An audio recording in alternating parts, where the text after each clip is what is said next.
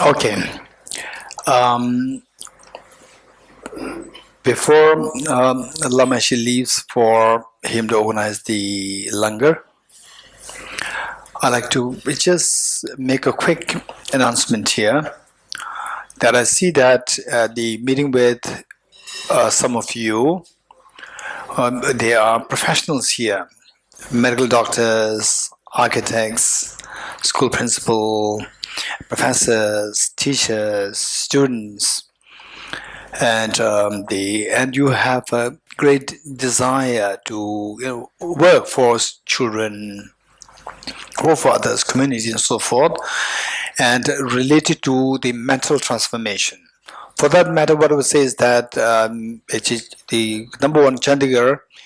You are very fortunate to have the Lama Ishi here. Lama Ishi, raise your hand. Yes, Lama Ishi is here, and this is a great asset for Chandigarh. Let's not take for granted this great asset. And then alongside, we also need to remember that there's a Bodhicitta center where you can go to, which the Kamalji has established since how many years ago? 2019, and Lama Geshe named it Bodhicitta Center. Yes, so there's a center there, and Lama Geshe is there, and the Kamalji is there, so kindly, entertaining all the interested people, and particularly people. What I earlier I was thinking of talking about the leadership in the ways to help others, to bring about spiritual transformation, how to distress yourself, how to they face the challenges of life. So for this we have Lama Ishi there, and you can collaborate with Lama Ishi, you can collaborate with Bodhicitta Center, and that yes, there's a great scope that we do see that people are suffering everywhere. Rich are suffering, poor are suffering, educated suffering, uneducated suffering, male suffering, female suffering, third gender suffering, everyone is suffering. And then we no doubt here, I can see that you are the ones who are interested to do something for them. And always it is a case that we cannot do alone. We need help. Like-minded people should come together.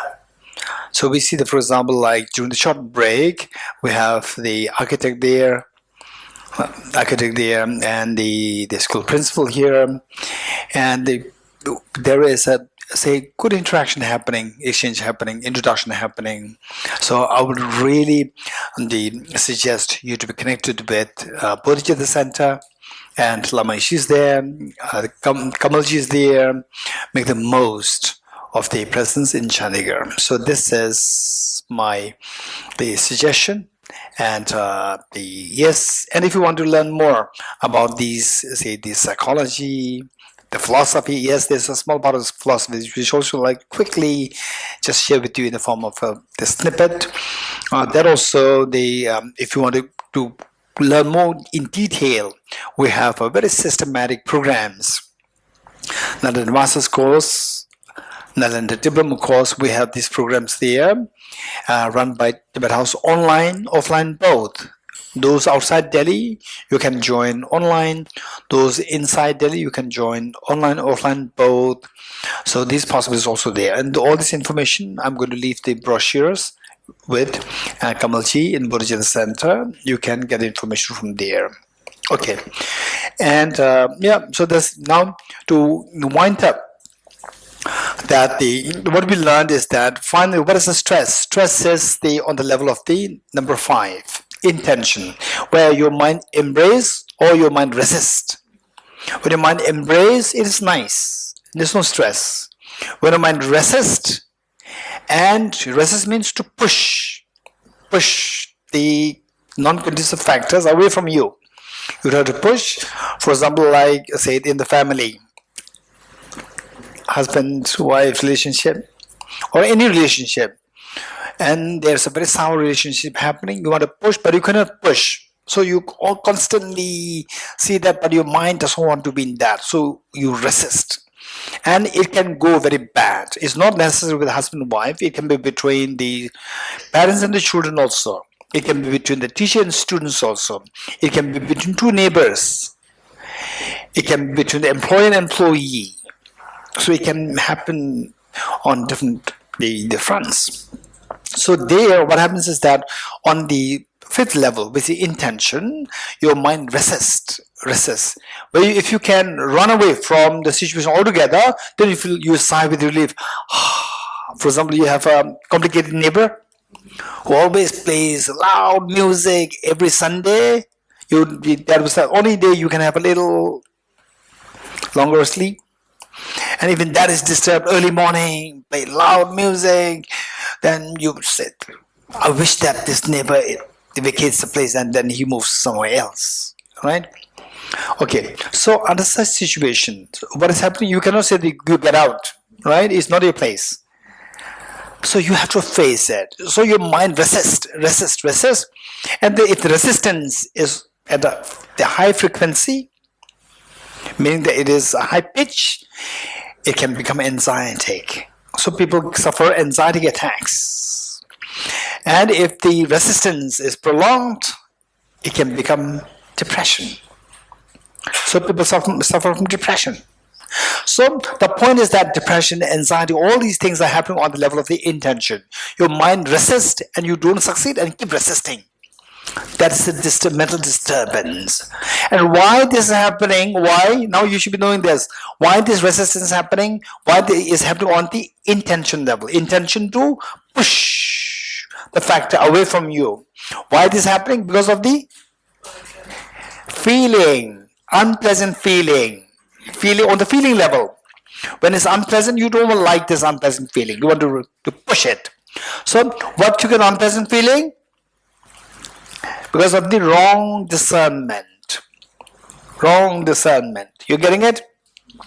So if you don't want to go through anxiety attack or mental stress or depression, your job is to know that is happening on the intention level. Your job is to identify the cause of that. What's the cause of that? On the feeling level. What's the feeling? Unpleasant feeling. So our job is to see if we can change the unpleasant feeling to pleasant feeling. Okay, now if you can change this, but how to change this? Oh, now I have to change the feeling. Even if nasty neighbor comes, I'll feel I'll just think of pleasant feeling. No, pleasant feeling does not happen, right? So how to change the unpleasant feeling to pleasant feeling? You have to identify the cause. Don't just don't just fantasize that, okay, now I'll be happy to see my nasty neighbor. No, you have to identify the cause. What's the cause? The cause is the discernment, wrong discernment. Some problem with the discernment. There's something's happening on the discernment level, wrong discernment level. How to change it? You have to change from the wrong discernment to the correct discernment, from very narrow scope discernment to the wide scope discernment. You getting it? So people who see the well, who only see the water in the well, the water in the well, who never saw the ocean, right? Ocean, they see that this is world, but ocean is something very different from the water in the well. So those people who see the ocean, who see the well, is very tiny, it's insignificant. You should not bother with too much. So you have to have the broader reality, knowledge of the broader reality.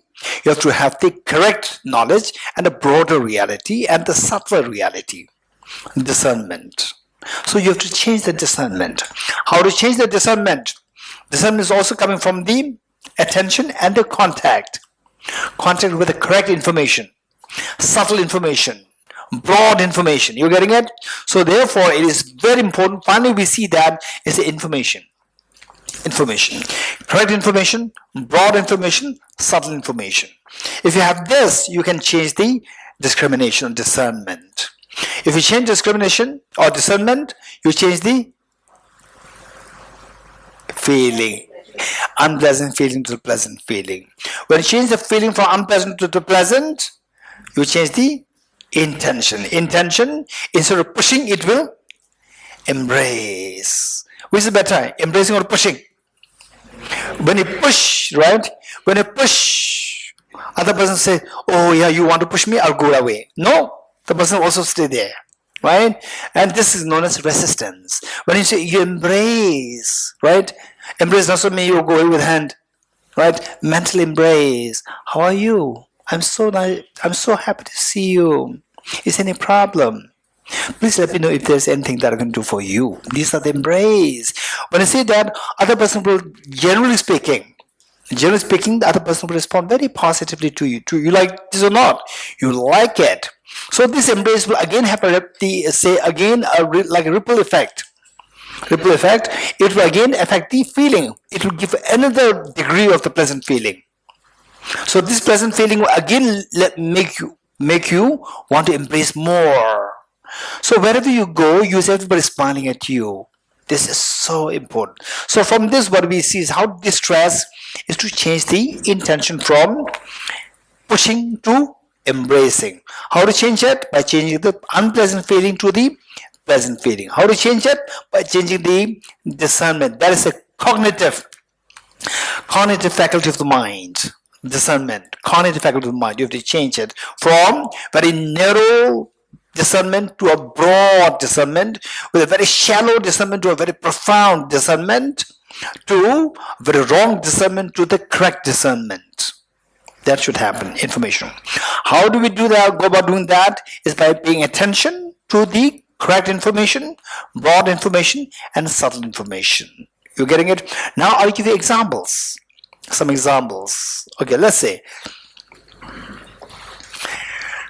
A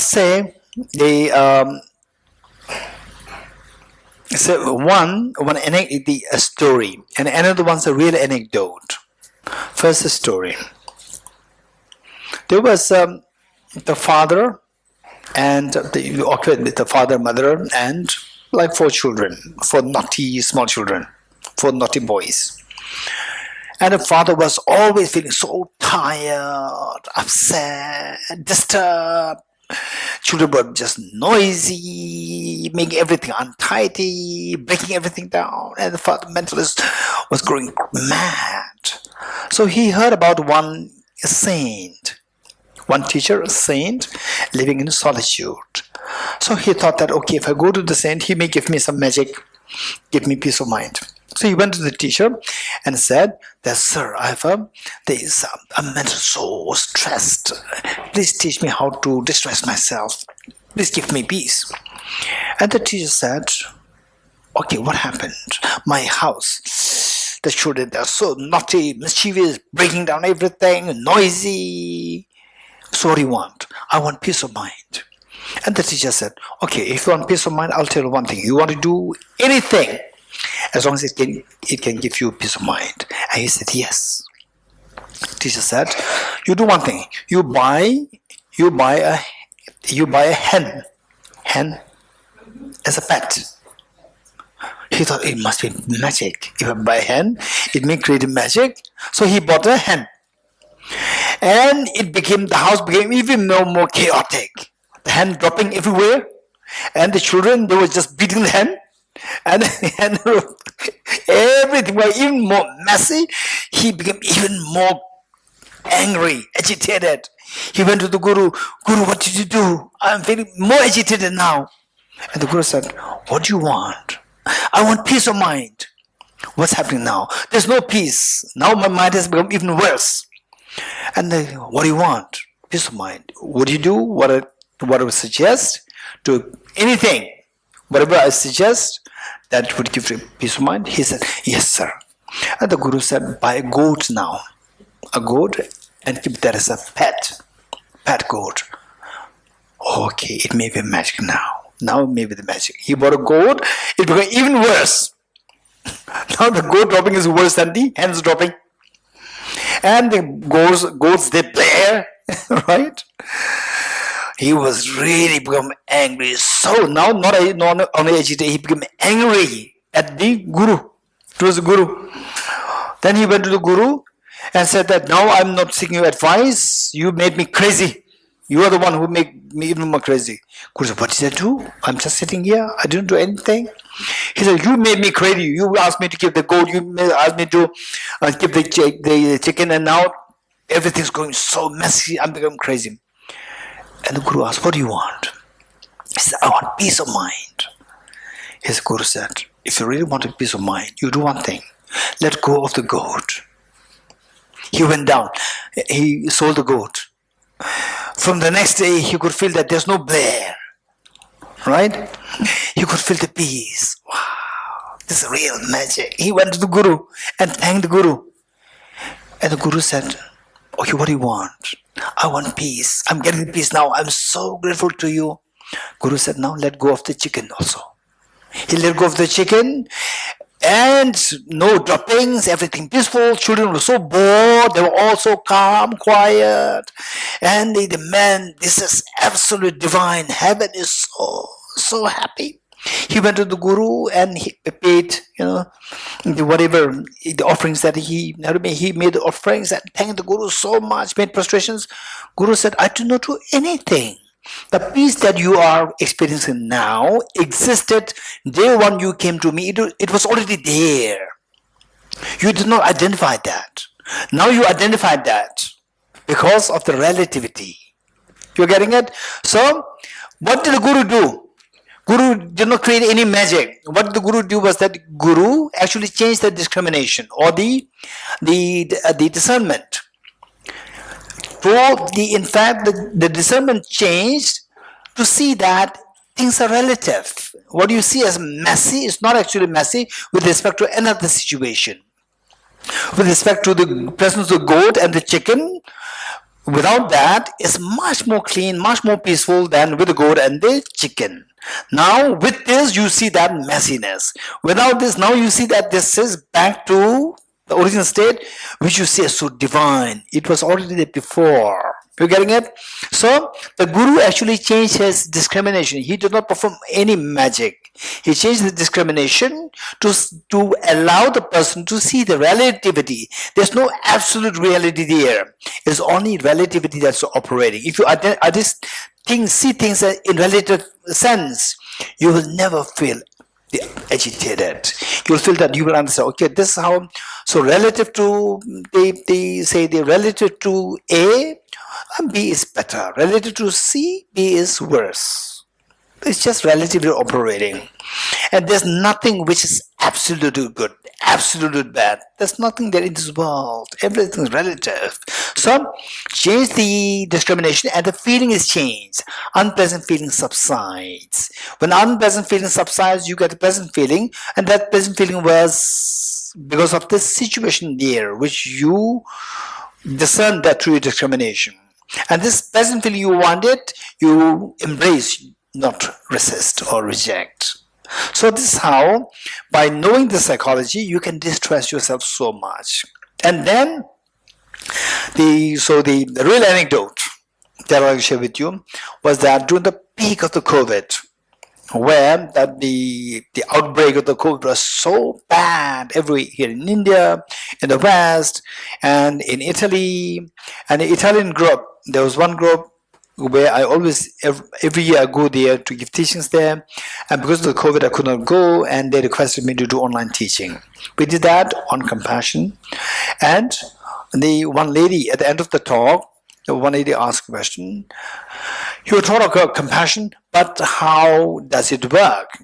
In her case, it was an extremely strict lockdown, and she would say that I cannot get out of the building. I had to go to the terrace. From there, I look down and I see the whole street empty and so gloomy. Otherwise, this street used to be so lively, and it's so gloomy now. It's so sad. How do you practice compassion? How do you practice joy under such situation? This is what she asked. I said that, okay, look, what is my response? I said, okay, so she's feeling agitated. What's happening? On the intention level, resisting this situation. Why? Because he was feeling unhappy, unpleasant feeling. Because of what? Discrimination, that this is very gloomy, this is very empty street, or once a very lively street, now empty street, discrimination. That is because of the very narrow information and the contact with the narrow information. So what I said is that, are you sure that the street is empty? She said, yes, very empty and nobody's there, it's so gloomy. I said, if I were you, I'll be so happy to see that. She said, why? It's not happy, it's very gloomy. Look, it's a COVID time. And these people who are not coming on the street is empty means people are not coming on the street. So these people, in a way, they are telling you, don't worry about COVID attacking you. Because COVID will not come to you. Because we are staying away from you. We are not coming on the street. Street is empty. It serves as a border between you and the COVID. Wow, they are so kind. These people, they are not coming to the street to protect me. So the COVID cannot possibly come to me. There's less chance of attacking me with the COVID. So I'm so lucky. I'm so grateful to all these people who are not coming on the street. They also feel suffocated to be in the house. They also want to come to the street, but they come. So in a way, this is a great blessing for me that they're not coming on the street. The street is empty means that I'm free from COVID. That I should not be too scared of the COVID now. She said, okay, that's interesting. This is a very different way of looking at it. So look, when you see that, oh, I'm free from COVID because the people are not coming to the street is empty, it's a proof. Right? People are so kind that they are not bringing COVID to me. When you feel like this when this is your cognitive thought process, what's the feeling? Feeling is very pleasant. When you say it's gloomy, it's empty, once upon a time it's a very lively street, now it's empty, very gloomy, what's the feeling? Unpleasant feeling. You like the unpleasant feeling? No. So you resist this. And you cannot actually get rid of this situation because the government puts the lockdown. This is the government's rule, lockdown. So, whereas as long as COVID is there, as long as the street is empty, even though COVID is there, but when you see the street empty, I'm so lucky that there's less chance that I will contract COVID. When this feeling is there, when this thought is there, cognitive thought is there, what's the feeling like? Pleasant feeling. You like it? You like it. You like this pleasant feeling. So you embrace the situation. That with the COVID, street empty is nice. It's good for me. You embrace it rather than resist. So your stress has gone down. So we see that this mental stress can be reduced, mitigated by changing the intention. How to change the intention? By changing the feeling from unpleasant to pleasant. How to change it? By changing the outlook of the world, the discrimination. And for this we need to have a very broad range of thinking, profound way of thinking, and say the holistic way of thinking. Say for example, if your earning is like, let's say, if your earning is like 5,000 per month, and if somehow somebody steals 1,000 rupees, is it a big loss or small loss? Big loss. 5,000, 1/5 is gone, right? Whereas if you earn 10 lakhs per month and if you lose 1,000, is it a big loss or not? It's nothing. Those people who earn like 10 lakh rupees per month, when they go to first hotel, even just for a cup of tea, they pay 1,000 rupees. It's nothing for them. You're getting it? When you see things from a broad range of the reality, then these small things are seen as very small. Because these are, how big is the situation, how serious the matter is a relative. So when you see the broader picture, what you see is the situation is very small. It will not affect you. So cognitively, because of this, your feeling is retained. Your feeling will not turn to agitation. When the feeling is not turned to agitation, you will not resist. Your mind is very calm. You're getting it? Okay, so this is how you manage your stress. And there are so many techniques. There are so many techniques how to change that. How to change the discrimination or the cognitive discrimination to change the feeling. There are so many techniques there. Due to constraint of time, we'll stop here and I'd like to entertain questions. Please ask anybody. Yes. regarding the enlightenment, I feel like my father is quite enlightened in his knowledge, but at the same time, I feel that he gets angry quickly. How can we say that though a person is enlightened, is completely knowledgeable, yet is short at temper? Okay. When we say enlightenment, for example, say when anybody uses the word enlightenment, right? And does it really mean what you understand by this word? For example, like attachment. Attachment, right? What do you mean by attachment? What do you understand by attachment? The same word, right?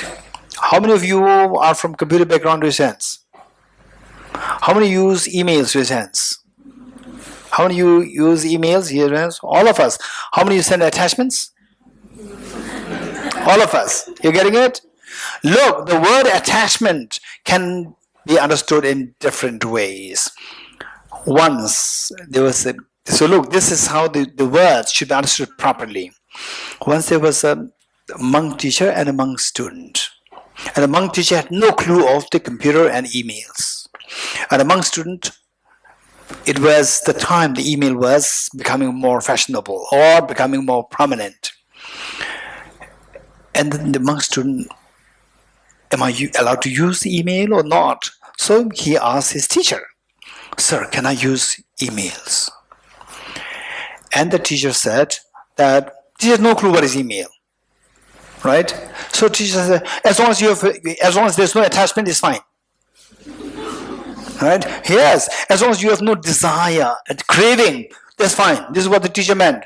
But the vocabulary teacher used was the old-fashioned vocabulary. As long as you have no attachment, it's fine. Right? So you're not allowed to put the attachment there. Right? With the email, you can say just a blank email, just the direct email without any attachment. Right? This is not meaning. For what the word attachment means to the elder teacher, and what the attachment means to the child, the young novice monk is very different. You're getting it? It's the same word, enlightenment. Enlightenment has a connotation. When I use this word enlightenment, particularly in the very standard books, when the word enlightenment is used, it is used with the three qualities: perfect love, perfect knowledge, and perfect power. And this is the meaning of enlightenment. It's not just somebody who's more knowledgeable, right? But I agree with you that we do use the words, oh, thank you for enlightening me with this concept, right? Which means that you get me another information. It also means enlightenment. So here, enlightenment, more knowledgeable. I would rather say more knowledgeable. How come that a person can be short-tempered?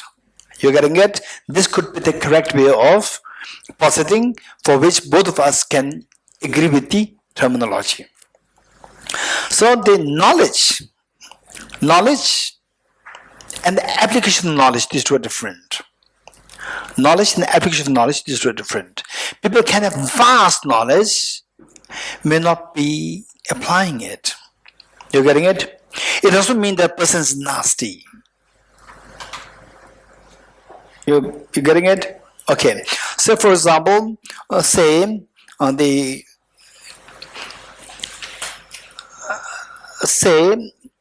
somebody is to talk about joke, right? And the person who's talking about joke is very serious, right? Person talking about what a joke should be like. Joke should have these characteristics to make the people laugh, right? And he's very serious in talking, right? So there's no joke there. You're getting it? So therefore there's some knowledge there, but the person does not manifest that knowledge. You're getting it? This is one thing. So therefore, for all of us, not only you, me also, what we learn is so important to manifest the knowledge. Not only to acquire the knowledge, but to manifest the knowledge. For that, we require systematic training, constant training. You're getting it? One. And number two, let's say person A and person B. Person B is very short-tempered, right? Don't always say person A is short-tempered, short-tempered, short-tempered. See if you can transform person A from being short-tempered to a very nice, calm person. There's also another responsibility of yours. You're getting it? We can change it. First, change yourself. Change yourself. Then you talk to the other person, or through example, the person can be changed. You're getting it? This is so important. Don't just always say that he is short-tempered, she is so short-tempered, right? Particularly those people who are close to you, you have a huge responsibility. First of all, you be changed, become calm, not short-tempered. And then with example, in fact, very recently, there was one girl who was assisting her parents, two parents, to go to seek the help of a doctor in a hospital. And there was the patient who was a little complicated person. And this girl, the daughter, she was tackling the complicated person very skillfully. And the father complimented the daughter, saying that I've learned about the Dharma a lot, but I see that you are actually practicing the Dharma. You're getting it? So the father said, I learned a lot from you. By just observing you, I've learned from you. So therefore, we have huge responsibility. Those people who are short-tempered, it is a weakness. They're suffering because of being short-tempered. So we have a responsibility to free them from the suffering of being short-tempered. Good. More questions? Yes, over there. So like we have, you said that we should embrace people like who are toxic. What if I have a friend of mine, she's toxic, I can just cut that relationship. Maybe my neighbor is toxic, I can cut. But sometimes we meet a person who is really my closest person, my relative.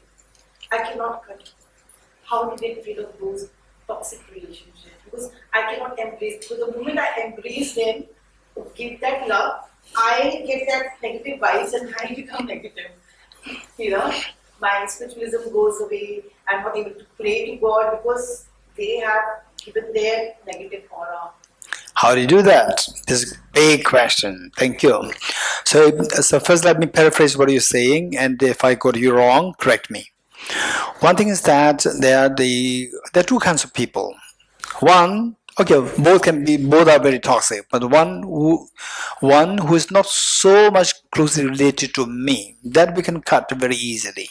But who is so closely connected with you, like family members, immediate family members, so we cannot cut, right? We cannot cut. So how do you deal with this? And then when you don't cut it, then you have to be related. Once related, that you could feel this toxicity within you, and then your spirituality is also gone. So how do you deal with this question? Okay, first let me say that one thing is that never ever cut from anyone. Not only your immediate family members, even the distant people, never ever cut from anyone. You're getting it? One. If I don't cut, then I get the toxicity, right? If I don't get the cut, I get the toxicity. Okay. So that imagine you like somebody with a fractured arm, right? You have the capacity to help a crowd. You have the capacity to help resolve the conflict in a crowd. There's a conflict there, fight going there, physical fight going there. You have the capacity to resolve this problem. But for this, you have to go there. And your arm is fractured. Can you go? If you go, your arm will be affected even more. You'll be more pain. You cannot do anything to help them. In fact, you need help from them because you have this problem. So for this, don't cut from the crowd. But temporary cut is not a cut. Temporary cut is not a cut. Temporary cut is a skillful way to embrace more. So temporarily, knowing that you have fractured arm, you stay separate. You don't go there. Heal. Once you are healed, go there. Which means you have not cut. He will not cut them from you. Okay, so this is not only to your immediate family, but even to the anybody else. In fact, don't think that it is for them, it is for you. The more you're able to embrace all the beings, the more happy you are. And everybody craves for more and more degree of happiness. You getting it? So, for the immediate family members, how should I deal with this? And for others also, how should you deal with this? Generally speaking, say for example, somebody shouts at you, and you also shout. You stupid, right? So you also shout.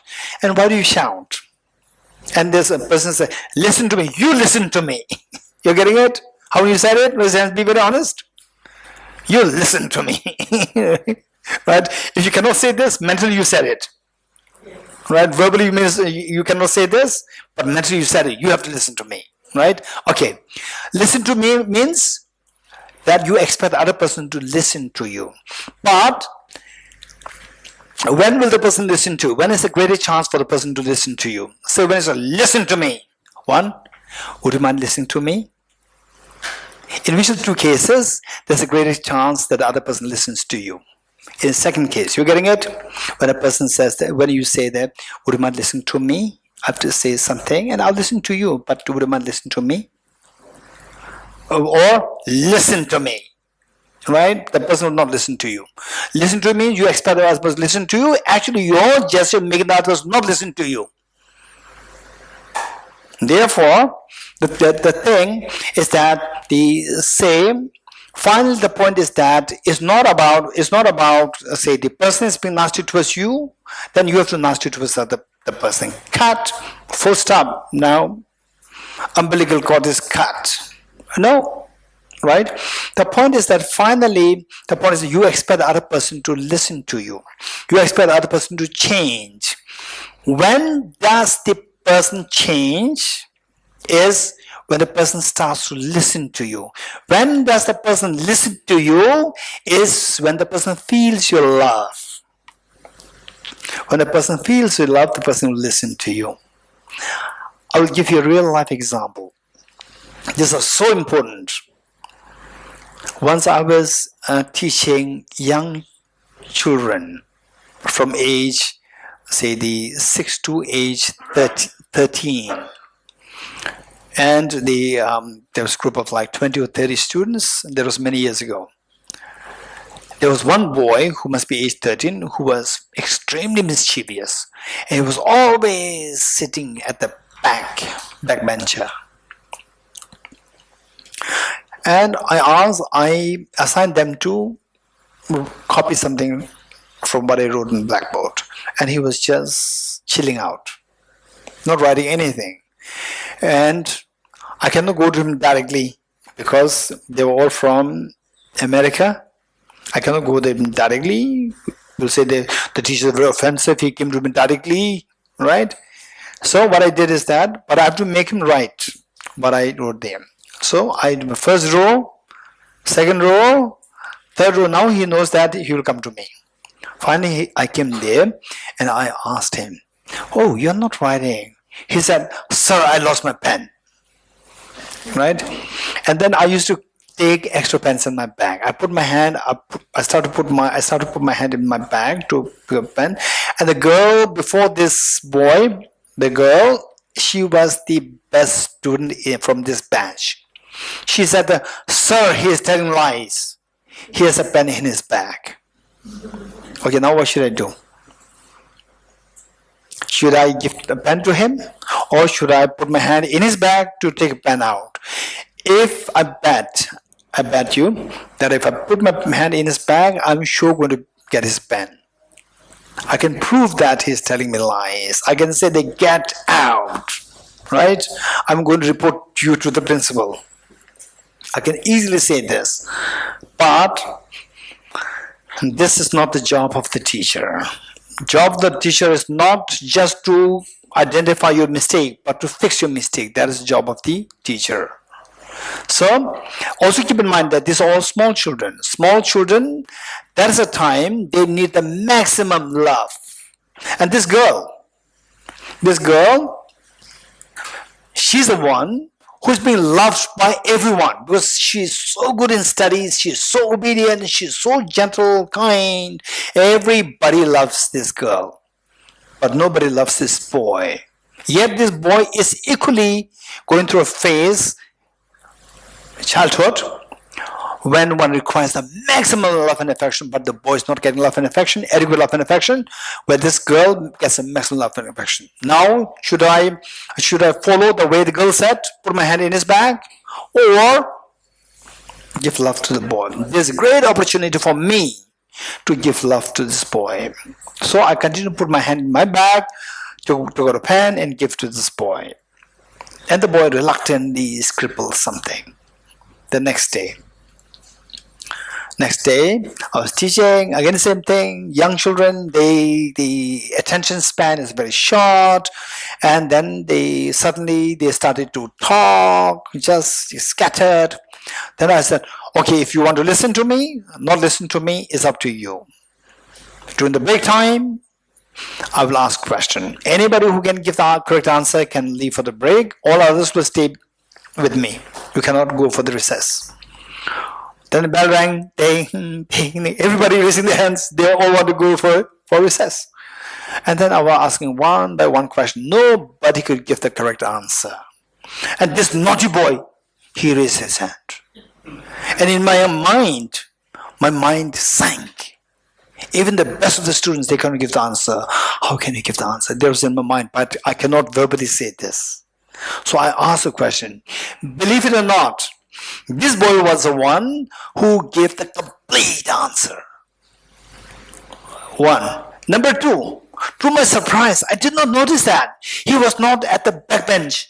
He was in the first row. I did not notice that. Only then when he gave the correct answer, I was just couldn't believe. Wow, this is a boy. Deep inside me, I felt so happy. I felt, you made my day. I felt so happy. He was on the front.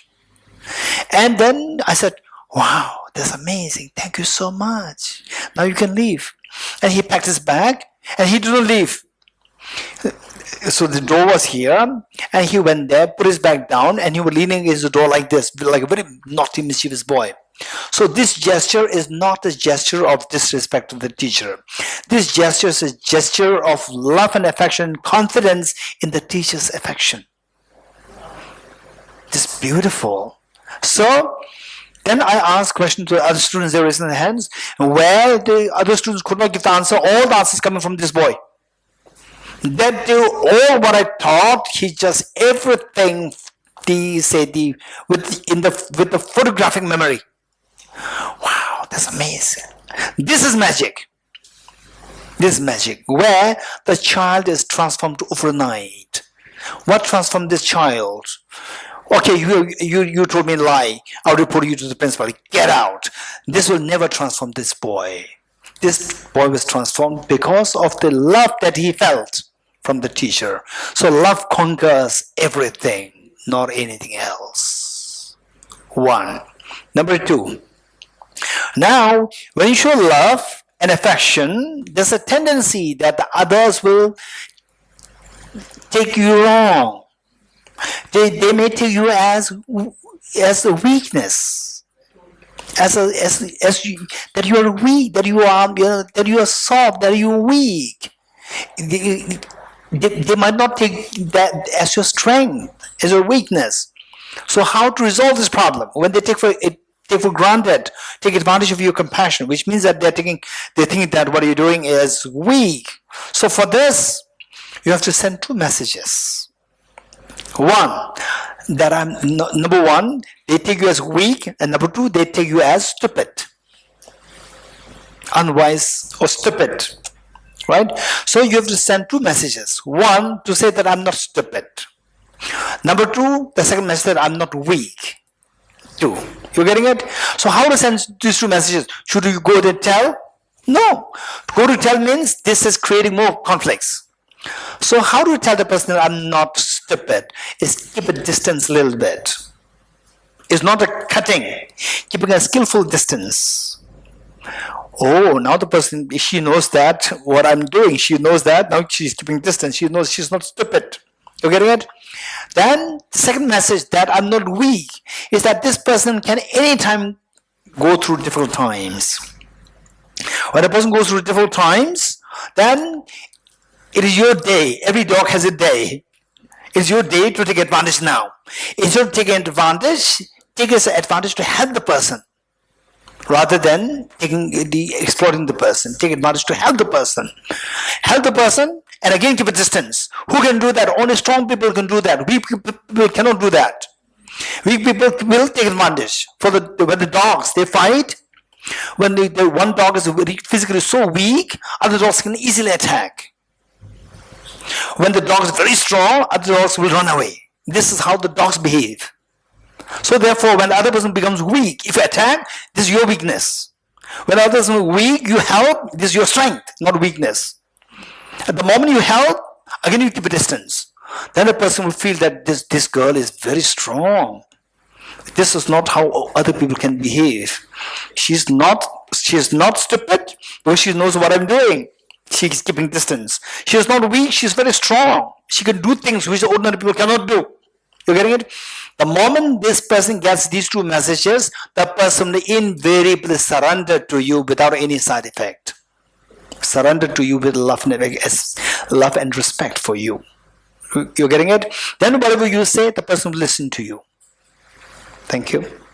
Okay, one question here. Yes, the lady here. Every time you said that think positive.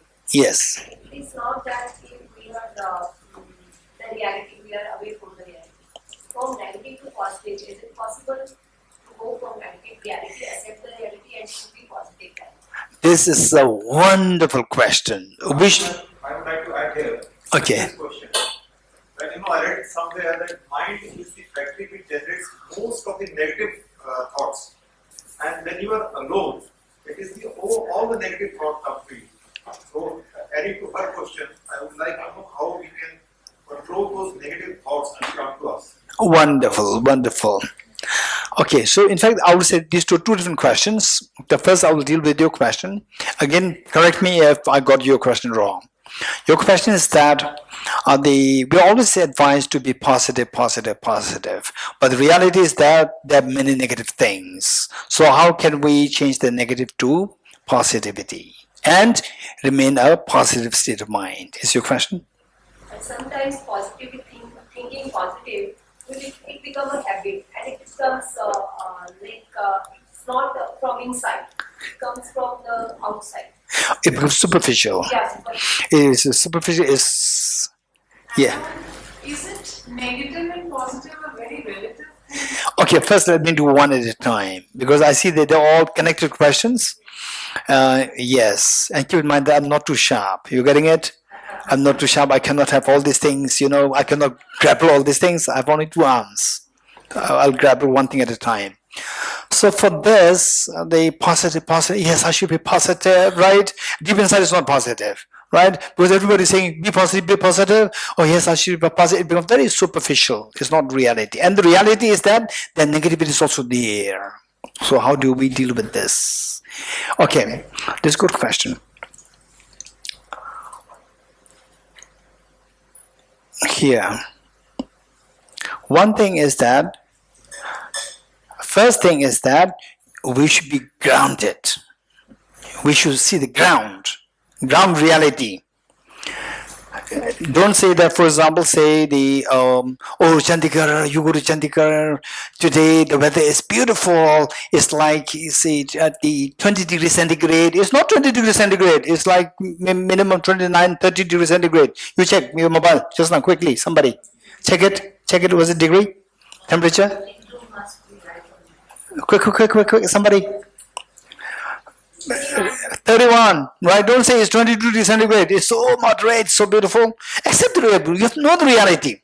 So what is negative? You have to know the negative as negative. You know the positive as positive. You have to be very realistic. Number one, you should be very realistic. Know the reality as it is. What is negative? You have to know that is negative. This morning I said the doctors should identify the disease well. If you don't identify the disease well, oh nice, don't worry, everything's fine. Then when the disaster happens, it's too late. Right? You have to identify the disease so well. What is negative is negative. But this negative should not be a reason for you to be negative. You're getting it? This negativity should not be the reason for you to be negative. This negativity that you will see, this you can, it can, so it depends on how strong you are, how mature you are. And even this maturity you can learn. So what do you mean by maintain the positive state of mind? Which means the correct understanding is that knowing the negativity as negativity and still from deep within, with conviction, you can maintain the positivity, not superficially create a superficial the atmosphere. So how to do that? This is the next question. For this, the example that I gave to you. For example, these small children, the father and the four children. Four children, are they noisy? Answer is yes, they're noisy. You're getting it? They're noisy. Okay, you have to know this. Oh no, my child, they are so docile, they are so peaceful, they are so calm. You know, they're amazing. They are like the four Buddhas. This is totally self-delusion. It's optical delusion. They are naughty. You have to accept it. But that should not be the reason for you to feel agitated. How not to be agitated? Say, identify points. The cognitive discrimination. Number 3, cognitive discrimination. They are noisy, yes, but they're not stealing from others. They're not killing others. They're not bringing all these bad things. And then they are so nice in that way.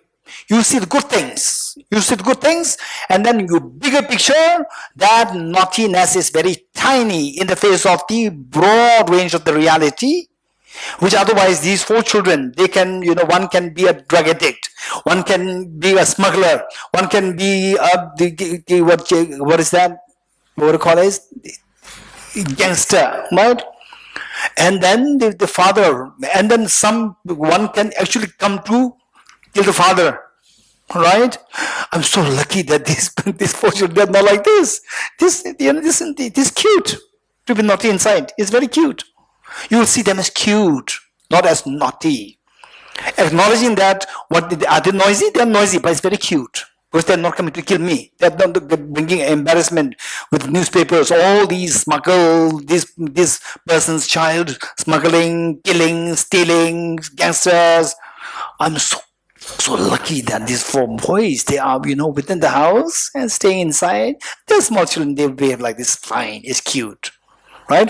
Acknowledging the reality, what is negative, and seeing the broader reality that they can potentially be worse than this, and they're not, that's a great source of joy for me.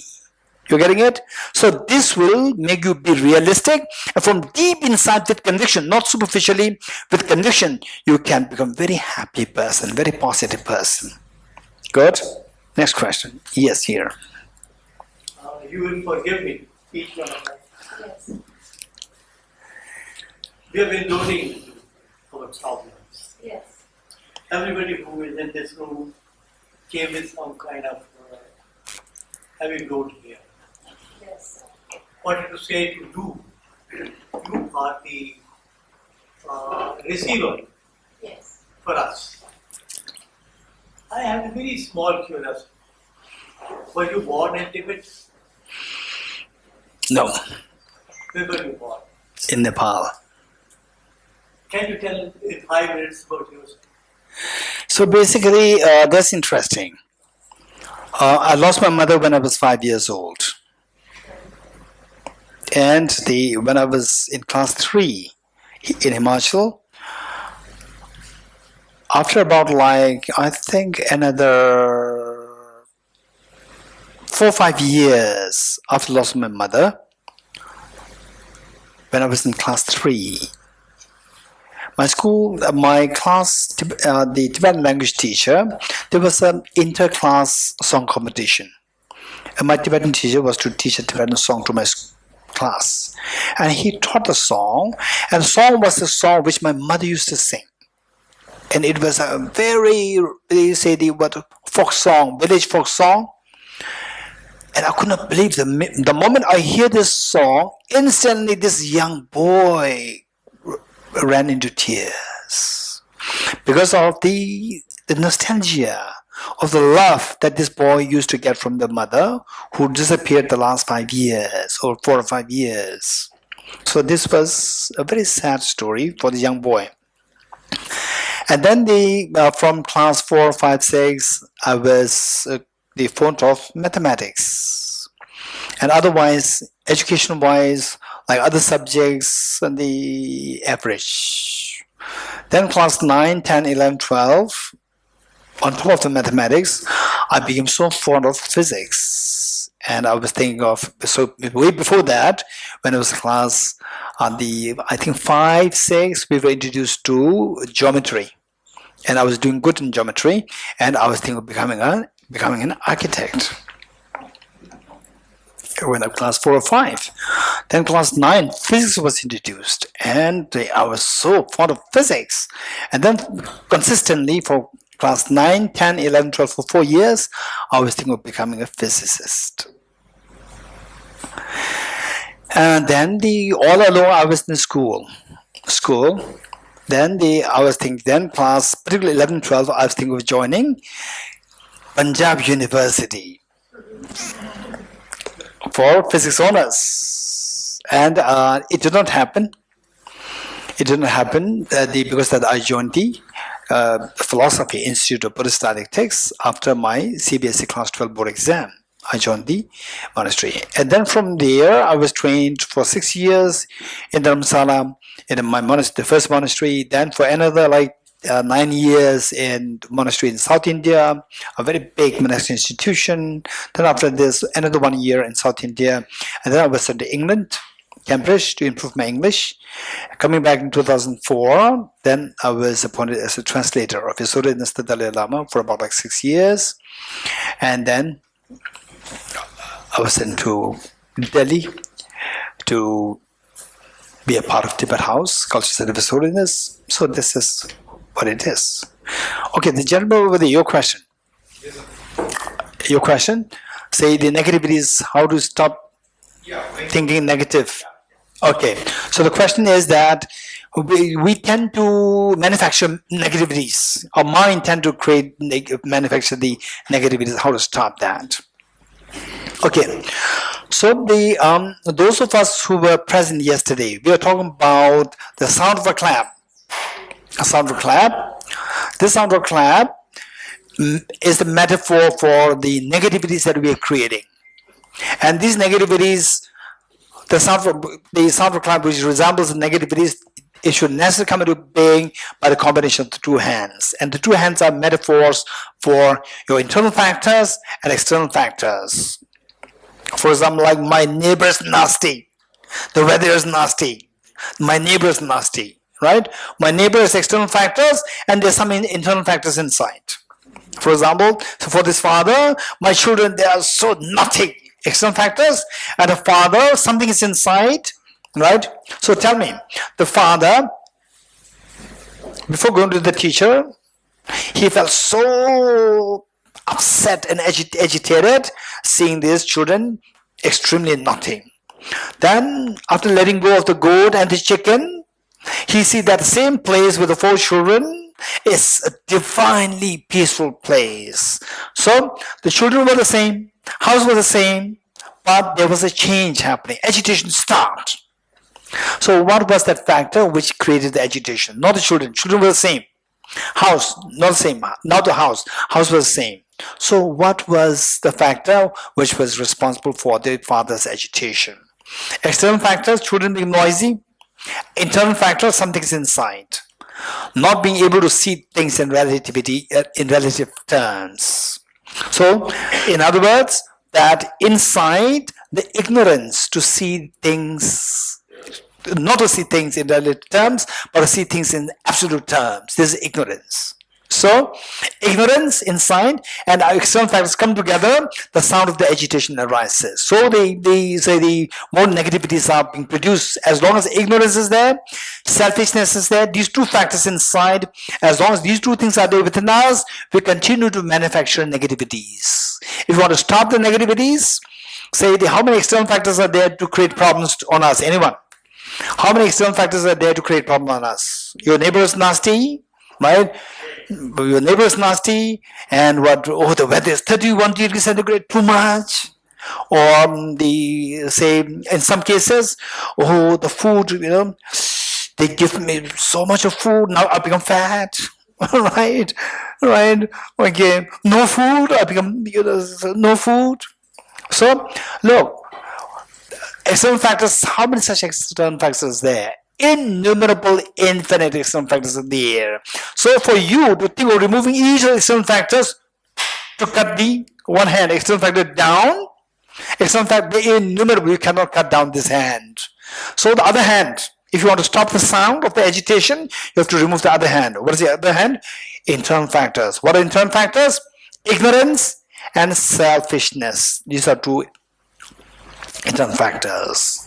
If you stop these two are only two. You stop these two, ignorance removed by wisdom, increase your knowledge in depth and in vastness. Selfishness, cut down on this through more compassion. How do we have more compassion? This is what I briefly discussed yesterday. If you want to study more, we have the Nalanda Master's course, Nalanda Diploma course under Tibet House, in online, offline, both. You can join that. Okay, this is one thing.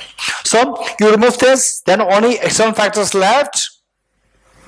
No sound. Okay, let's stretch our two hands out. Stretch out two hands. Quick. Okay, do what I'm doing. What happened? The sound came out. Now only one hand. No sound. Don't slap somebody else. Right? No sound. So, for the sound of the agitation, for the sound of the negativities to arise, there should be the two hands coming together. Hand of the external factors and hand symbolic of the internal factors. External factors, we cannot get rid of all the external factors completely. So the wisest thing to do is to get rid of the internal factors. You getting it? So this is how we can cut down the agitations and the negativities. Thank you.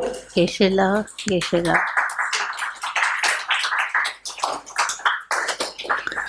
This has to be presented. Thank you so much. Thank you, Professor. Thank you. Chandraji. Thank you so much. Thank you. Thank you so much, you. Professor Vijay Kumar. Thank you. Thank you. We just have one very quick question. Okay. Yes. Despite of constraint of time, I'd like to ask you, it's natural to be attached to things in life, your people, your material, your money. How can one be attached yet be detached? Okay. So what's the art of detachment? Okay, this is a good question. I would make it very short. Never detach yourself from anything. Never detach. But attachment is also a problem, right? With attachment, what happens? With attachment, say you love your children so much, and the children, they love their parents so much. And when the one side is, when you lose the one side, there's so much of pain, as though the whole world has shattered into gloominess. So there's so much of attachment there. Accompanying that is so much of pain, right? So then the attachment is bringing the pain. I don't want the pain. So I have to detach it. Don't detach. Okay, I'll give you three choices, right? And you decide. One, so much attachment and so much pain. Number one. Number two, no pain, no attachment, no pain. No attachment meaning love and affection. So much love and so much pain. Second one, no pain, no love, no pain. Number three, so much of love but no pain. Which do you want? Number three. How many of you want to go for number three? How many of you say that number one, yes, but pain is so acute. I don't want this. Number second is very boring. No pain, no love, no pain. The morning you get up, you see your children, you see your husband, you see your wife, and there's no connection there, right? There's no love, and then the other person leaves the world or leaves the place. Okay, who cares? No love, no pain, right? So much of love, so much of pain. Third one. What is the third one? So much of love, no pain. What do you want? How many are serious with that, presence? How many seriously want that? Number 3. If you want that, don't detach. This love is so precious. This affection is so precious. Don't detach. But the pain is coming, right? There's a way to the 3rd. Expand your love and affection.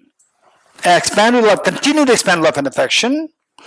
But what the Sir is saying is what we call as detachment. Don't detach. What we do is that you see the reality of the object. For example, let's say that in your dream,